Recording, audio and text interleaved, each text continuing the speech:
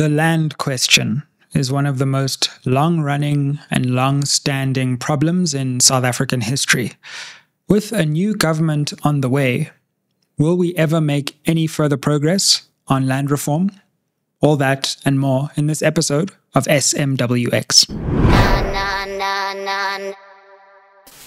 Spread the fire, fam. Welcome back to SMWX, your channel where we analyze South African politics through interviews and videos like this. Now, the land question, as we take a step back from looking at palace politics and what's happening with coalitions, is one of the most important questions in South African politics. And we have seen questions of land reform rising to the surface of South African politics on multiple different occasions. So in this video, I want to just take a step back and help guide you through this issue, because it's a very contentious issue, but it's quite a complicated issue. However, it can be simplified in a way that anyone can understand. And once you understand the issue, then you can make up your mind on where you stand on whether people should get the land back, and if they should, exactly how. So the first thing to discuss is just the different concepts around land reform. I've noticed this issue has, come to the fore. I saw it debated in a recent episode of Podcast and Chill or the MacG network. I saw some people on social media, raising this in very controversial ways. So, you have to understand the concepts, and I can see that often the concepts of land reform are used in misleading ways. So I want to break down the concepts, and there are really three important concepts that you need to understand. The first one is called restitution. The second one is called redistribution. And the third one is land tenure reform. So once you understand those three concepts, then you're in a position to really get a handle on this land issue. And you'll see how many people use these concepts wrongly. Once we've done that, let's look into the history of failure on all three of these legs of land reform. So we'll look at what's happened on restitution, what's happened on redistribution, what's happened on tenure reform, up to where we are. And then finally, we can think about the future. With the end of ANC dominance and new coalition governments coming to power, exactly how will land reform figure on national government agendas going forward? Cool, so let's start conceptually. So I said that there were three concepts, these long words. Let's try and break them down and analyze them so that anyone can understand it. So land reform rests on really three pillars. First one is restitution, the second one redistribution, and the third is tenure reform. So what are these three pillars? Well, let's start with restitution. What does restitution mean? Restitution means that you get something back that belongs to you. So let's say this cup, right? Someone steals this cup. Restitution would be this very cup that was stolen from me, I get given back, or that person gives me the cup that I own back that was wrongly taken from me. It's a specific thing that gets given back to a specific owner. So when we think about this in terms of land in South Africa, we know that since 1652 onwards, actually a touch before that, but that's usually the date set, there have been massive and systematic attempts to dispossess the indigenous South African people, including the Khoi and the San and various African cultures, of land. And you can think of that as a centuries-long process, culminating all the way through colonialism into apartheid and into the present day, in many ways, its legacy. But really, you can think about the process of the taking of the land, or of the cup, as reaching its kind of final moment in 1910. What do I mean by that? So from 1652 to 1910, there's a systematic process of dispossession. And finally, in 1910, South Africa becomes one country which has dispossessed most of its inhabitants of their land and reserved that land for those South Africans racialized as white and who called themselves white or European. So from 1910, when South Africa becomes one country, of course, we have a long history as well. But something important happened soon after 1910, which is that after the wars of dispossession and various laws of dispossession, there's a final crowning act, which is the 1913 Land Act, which finally and further dispossesses all Black South Africans and puts them effectively into 13% of South African land, un-arable land, undesirable land largely, and reserves the rest of the country, 87%, for its white inhabitants. So basically what you had is a truly horrific situation of inequality, which was also racialized, in which you had white or European, quote-unquote, South Africans reserving for themselves through force and through law the vast majority of land, whereas the majority, the Black indigenous population, is confined to very small portions of land, either through war or law. And by 1913, and afterwards in its aftermath, 13% of the land. So what that means in terms of restitution is that there are people who have specific historical evidence that their family's land was taken through this process of war or law.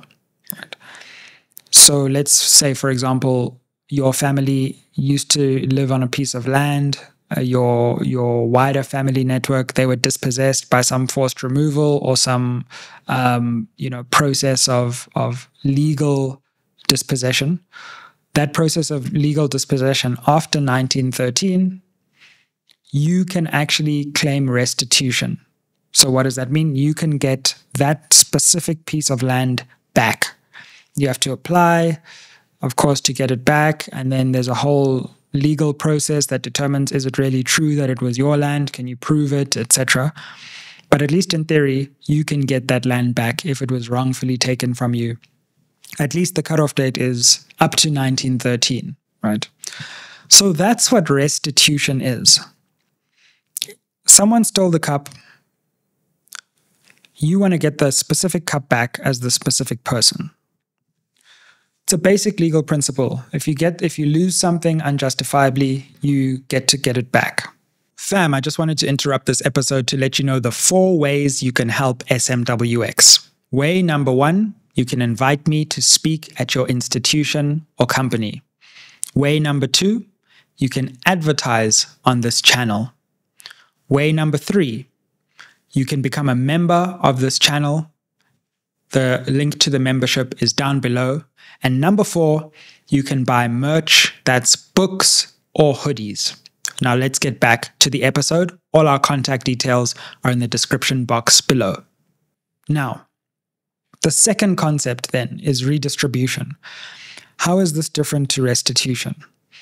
Redistribution is the idea that not everyone who lost land can prove through documentary evidence, for example, that they lost land.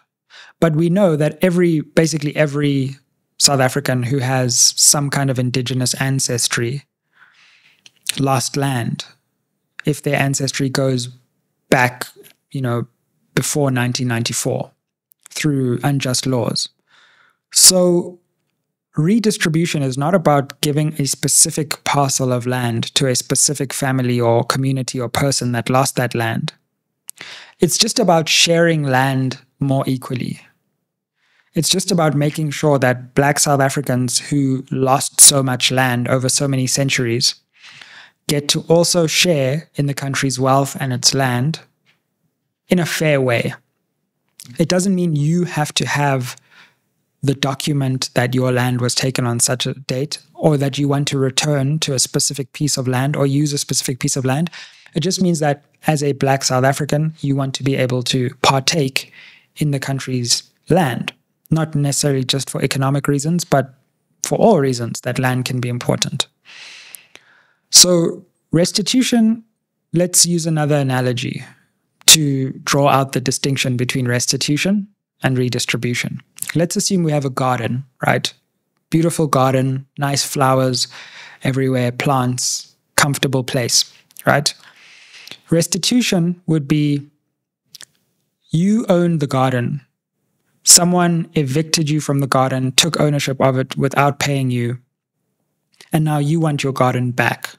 That's restitution, the first, right? Redistribution is, okay, there's the garden, and there's a person who happens to be on the garden who got there by force, and there are 10 other people who are homeless outside the garden. Redistribution is it fair? Let's say no matter who owns the garden and how they got it, that situation, shouldn't we divide up the garden and say, okay, the 10 people outside, because the garden's big, it's very big. It's not like there's not enough space on the garden, right? Should we not allow the 10 people who are homeless space on the garden, right? If they share a political community. So you see, that's the difference between restitution and redistribution, and people often confuse those concepts.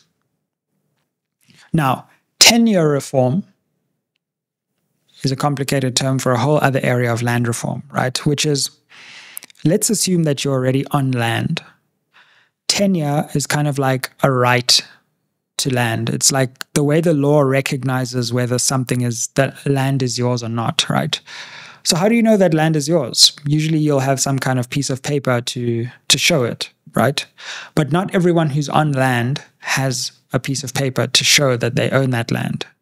So there are people, for example, who work on farms and whose families have been working on farms for generations. And often farm owners would say, okay, you can work on the farm and we'll give you a portion of the land for your family to live on. Right? But there's actually no documentation to show that. So when you formalize the rights of people who have been working on that land, then you make it so that those people who've been working on the land for generations actually have some kind of entitlement to the land that they've been working on for a long time. Similarly, for those of you like me who have family in the rural areas, my family comes from the rural Eastern Cape, eMaxhoseni.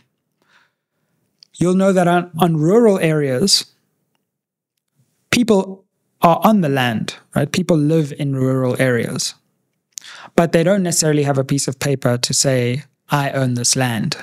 So what's going on there? What's going on there is actually that they don't own that land. The state owns that land, and it allows them to be on that land even though they don't own it. So it's called like a permit right. You're allowed to be there, but you aren't the final owner. So you can't trade the land as an asset, for example, but you can occupy it. So tenure reform is about changing the rights that people have on the land that they're already on, right? It's not about redistributing that land. It's not about restituting that land.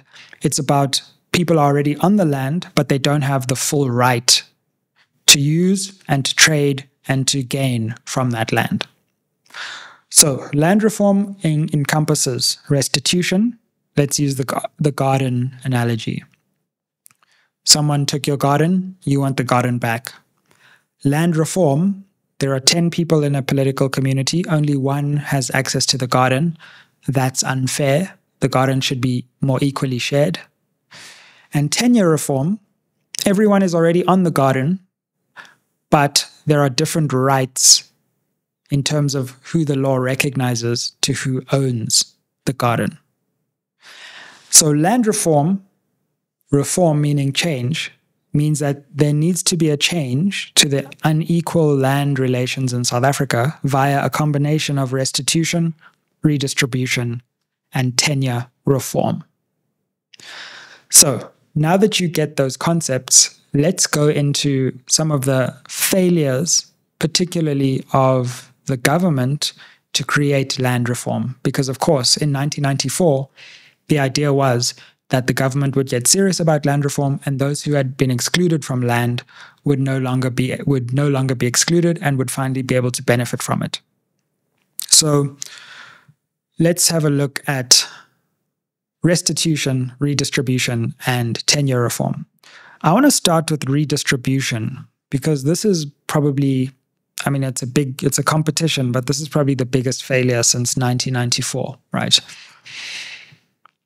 The numbers are really scary in terms of who owns land in South Africa. So when you really look at it, 72% of land in South Africa is not owned by Black South Africans, right?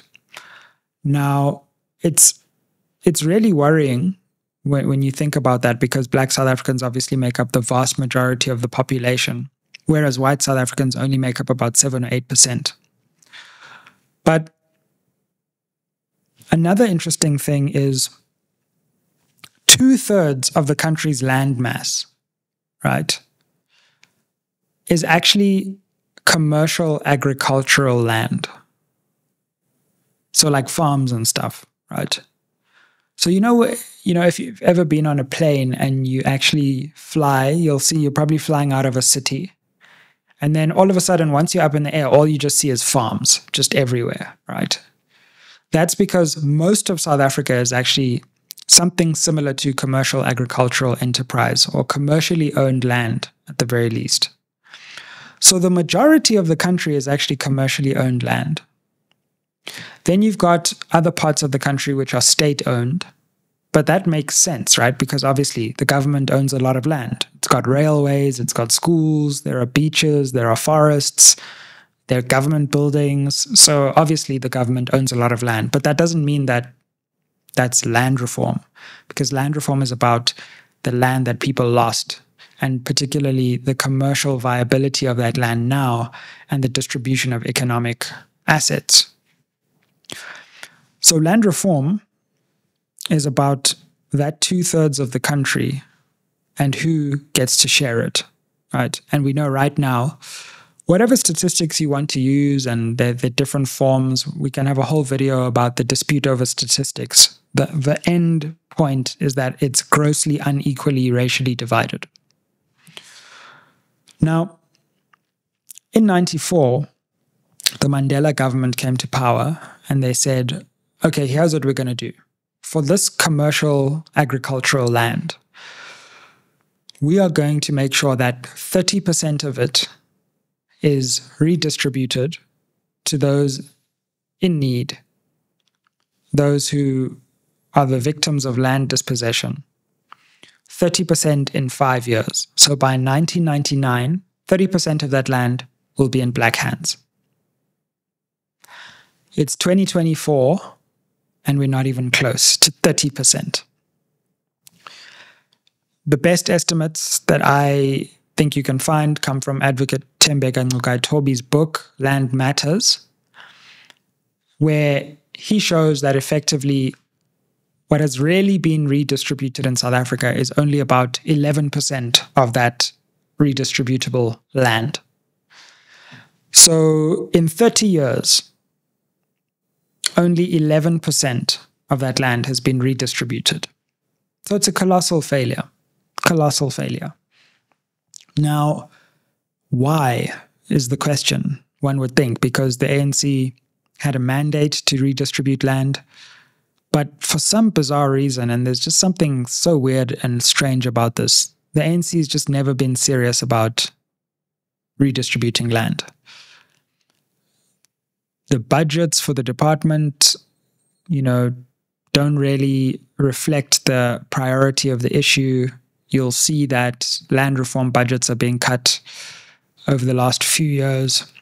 Departments aren't capacitated. But beyond that, there's just no real political will. It's not like a big campaign issue. The ANC is just content to kick the can down the road. I don't know if it got captured. I don't know what happened. They gave the Agriculture Ministry to the National Party in the first government of national unity, for example. But for some reason, this thing has just never got off the ground. Now, the initial policy of the ANC was willing buyer, willing seller. And you can see the problems with that, right? Because if I've got land that's making me very wealthy, why would I just give it up? I wouldn't, right? So then if I'm going to lose it, then I'm going to sell it at a very high price, which means that the government now has to buy land back. But the government doesn't have the money to buy back 2/3 of the country, right? The government barely has the money at the moment to keep the lights on, let alone redistribute the whole country's land. So you set up this policy which is impossible to implement just from a purely financial perspective, right? And remember that originally much of that land was not paid for, right? There was an original act of dispossession in which the land was taken forcefully or through legal means, through unjust racial laws. So ultimately you're going to pay someone who is benefiting from that injustice by occupying the land at the current moment. So redistribution hasn't worked and the model isn't working. Now, there's this section of the Constitution, Section 25, which obviously has been hotly debated ever since it was made law. And Section 25 is supposed to be the section of the Constitution that really governs exactly how land justice is supposed to happen. But many critics of that section suggest that either it is basically entrenching the rights of those who are currently on the land, or, and this is my view, it's not clear exactly whether it entrenches existing property rights or it entrenches the ability for land redistribution. It's a little bit confused. It seems to speak in multiple voices. One minute it seems to entrench rights, the next minute it doesn't entrench them. And to further flesh it out for you, if we look at Section 25, it's broken into a number of sections. There are 9 sections. But I just want to go through a few of them to simplify it for you, right? So Section 25, just to locate it, is in the Bill of Rights. And the Bill of Rights is in the Constitution. And the Bill of Rights is this chapter, it's Chapter 2, which gives all the rights that all citizens of the country are entitled to. So the right to life, the right to dignity, the right, freedom of assembly, all of those kinds of rights. And there are socioeconomic rights, the right to healthcare, etc. So the government and the state itself says, this is what everyone is entitled to.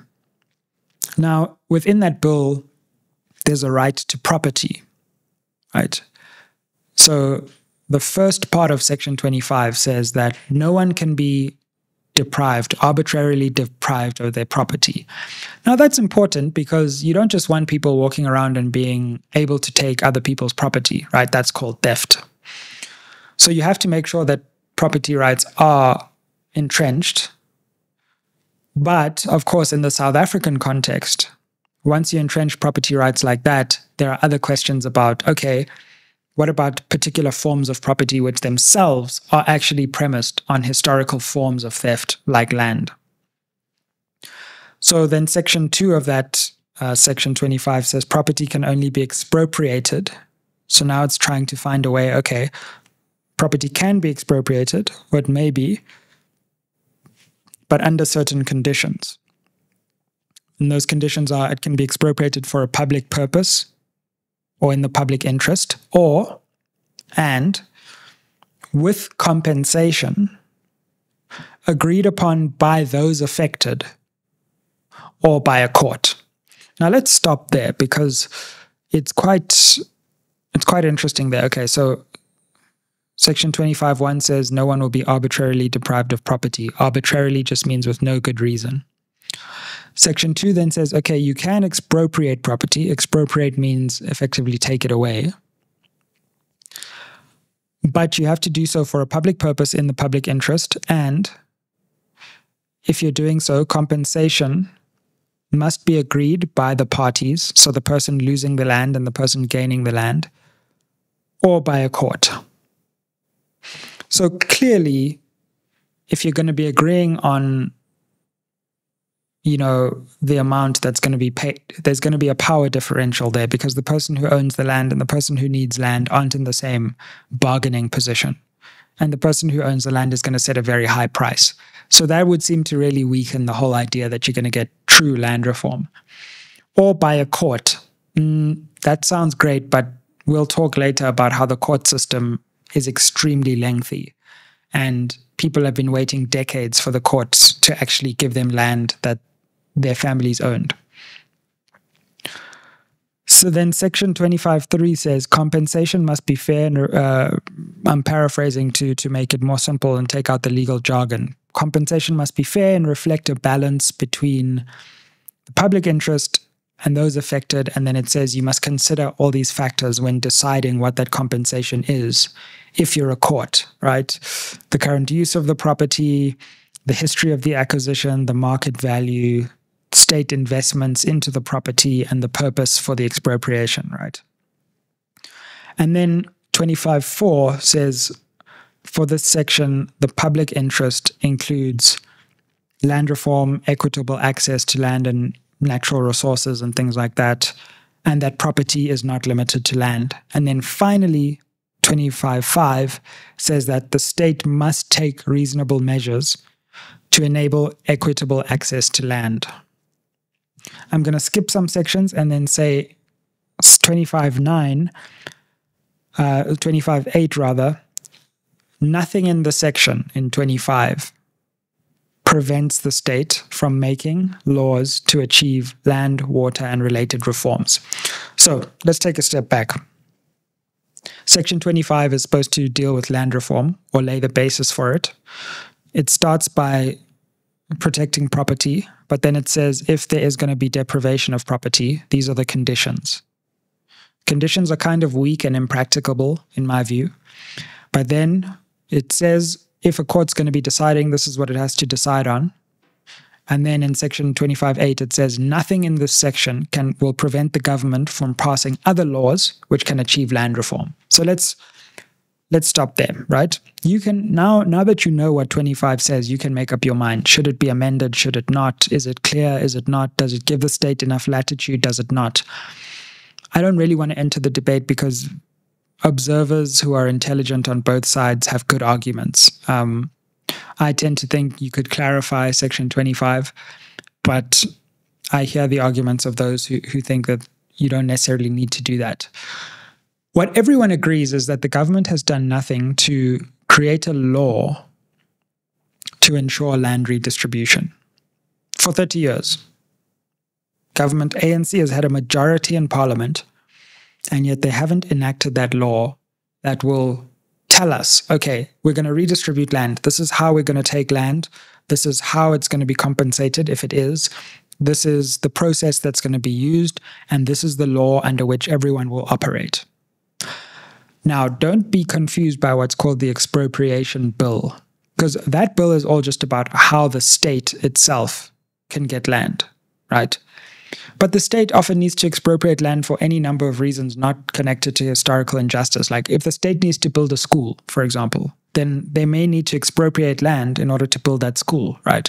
Or if they need to build infrastructure, then they may need to expropriate that land, right? That's a different situation. That's what the expropriation bill is for.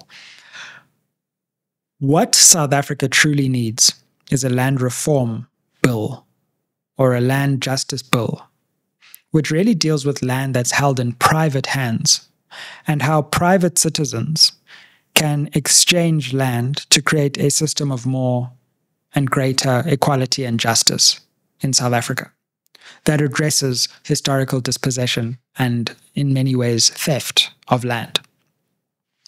That bill needs to say, if you're a private landowner and if you're someone who's seeking land, what kind of laws will the state institute to say that it is appropriate for this person to gain access to that land, on which basis, exactly what kinds of formulas of compensation, and who, what, where, when, and why. That's what that law needs to do, and we don't have that law. And it's anyone's guess why we don't. But I would say for any government in the future, that would be a key priority. So there's been a lot of failure on redistribution. On restitution, I'm afraid the picture is very similar. So restitution, most of the claims have not been settled in the sense that I think about 92% of the claims have just been about people getting paid money rather than getting the land back, right? So you go into this long legal process, your family was moved from land, or you can get some money. And what most people have opted for, A, because maybe they haven't got the right legal advice or access to legal resources, or because it's just a long, laborious process, and because maybe they might be in financial distress. It's easier to get 5,000 Rand today than have to wait 10 years to get land, right? So the restitution process, in a nutshell, has not brought back land into the hands of people. It has given people symbolic financial compensation in the vast majority of the claims. And then there are claims that still haven't been settled.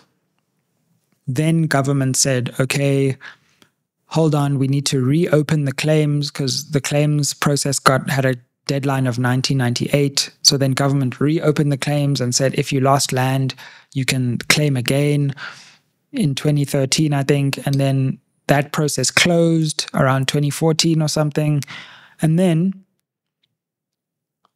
there was a huge complication because it was like, okay, but the new claims are now clashing with some of the old claims from 1998. So this ended up in the Constitutional Court. The Constitutional Court said the bill the act is unconstitutional because there wasn't enough consultation. It's going to result in these new claimants being able to get land before these people who've been waiting for like 15 years. Legislature, please sort this out. Parliament? Did Parliament do anything? No, Parliament did nothing. They missed the deadline. And then, after missing the deadline, it had to go back to the Constitutional Court for the Constitutional Court to say, okay, cool, we can't hold up this entire process, but first you have to solve the claims from 98, and only once you've done that can you get to the new claims. And that's where we are right now. I think there was something like 75,000 new claims, and there were still like nearly 9,000 outstanding old claims.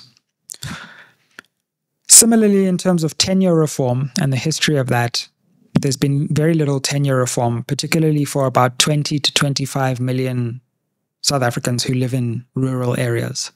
This is in Limpopo, in KZN, in the Eastern Cape, where most of those South Africans are. They have still not got rights to the land. They're still only occupiers and not owners. So, you've got a good handle now on the history of land reform, on the concepts. Let's talk about the future. Like I was saying, one of my worries with any new government, given that no party has a majority now, is that land reform will no longer be a big priority for any government, because it's an issue that's easy to sweep under the carpet because it's so complex. And some of the more urgent questions like unemployment, like load shedding, will eclipse land reform, right? However, only once we grapple with land reform, I think, can we truly unlock greater economic equality. And I think land inequality is quite a big reason for wider economic inequality because of all the kinds of economic goods that flow from land. Quite apart from the economic consequences, though, I think our country still has to grapple with a vastly unequal distribution of land. Even if we have a democratic government, do we truly have a democratic country when the vast majority of the country is in private hands, and the vast majority of that land in private hands is still owned by a tiny minority which is racially skewed, given South Africa's history?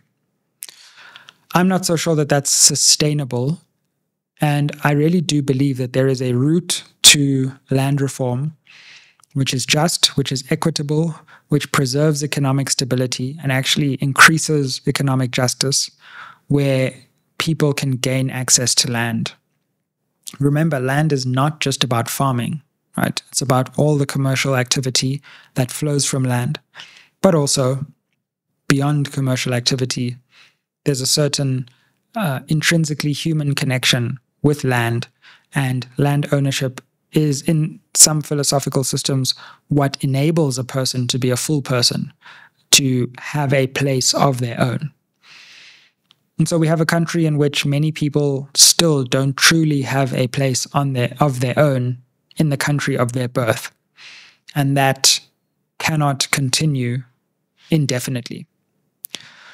So there's a lot more to discuss on land reform. Maybe we'll do some other episodes. We can do a deep dive into Section 25 because there was a whole process around that which went around the country. Remember, it was going to be amended and then it wasn't amended. We can do deep dives into commercial agriculture, into tenure reform, restitution. But I just wanted to give you a broader understanding of land reform, what it means, and how you can wrap your head around it. And then you can make up your mind as to what you believe your position on land reform is. Some great resources for this. There's an independent panel report commissioned by former President Kgalema Motlanthe. There have been various land audits conducted by the Department of Rural Development and Land Reform. Advocate Thembeka Ncukai-Tobi is a great scholar on land, both The Land is Ours and Land Matters. There are great scholars like Ruth Hall is another academic I would suggest that you tune into. Ruth Hall has written a number of different articles, books on questions of land reform as well. So I would go check out those resources. That's where you can find the best resources for data on land reform. Maybe we'll do some links down below. And hopefully this has equipped you to understand land reform. Stay locked on SMWX. Like, share, subscribe. Help us get to 200,000 subscribers by the end of this year, 2024. Aye. Fam, you asked for some SMWX merch and we have delivered. I know you're always looking for ways to help support and grow this channel. So why don't you buy yourself an SMWX hoodie?